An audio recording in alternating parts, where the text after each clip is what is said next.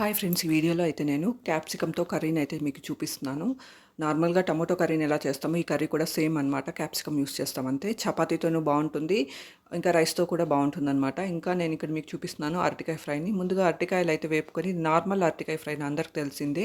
Oil వేసుకొని అందులోకి ఆవాలు, ఉద్దిపప్పు, పచ్చనిపప్పు, జీలకర్ర ఇవన్నీ ఫ్రై చేసుకొని, పచ్చిమిర్చి ఫ్రై చేసుకొని, ఆనియన్స్ ఫ్రై చేసుకొని, కొంచెం పసుపు వేసుకొని ఫ్రై చేసుకోవాలి. ఆ తర్వాత ఉడికించిన అరటికాయ ముక్కల్ని చిన్న చిన్న ముక్కలుగా చేసుకొని ఇందులోకి వేసేసి ఫ్రై చేసేసుకోవాలి. ఉప్పు సరిపోయిందో లేదో చెక్ చేసుకొని కొంచెం యాడ్ చేసుకోవాలి. అంతే, healthy and tasty capsicum curry and fry రైస్లోకి రెడీ అనమాట. ఇది చపాతీతో కూడా చాలా బాగుంటుంది.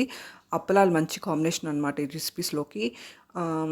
ఇంకా కర్డ్ రైస్లోకి మ్యాంగో పికల్, ఇంకా ఒక చిన్న ఉల్లిపాయతో సర్వ్ చేశారంటే కూడా పిల్లలు చాలా ఇష్టంగా తింటారు.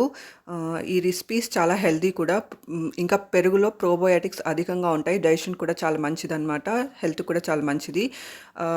మంచి కాంబినేషన్ అనమాట మామిడికాయ పికల్తో. Thank you for watching.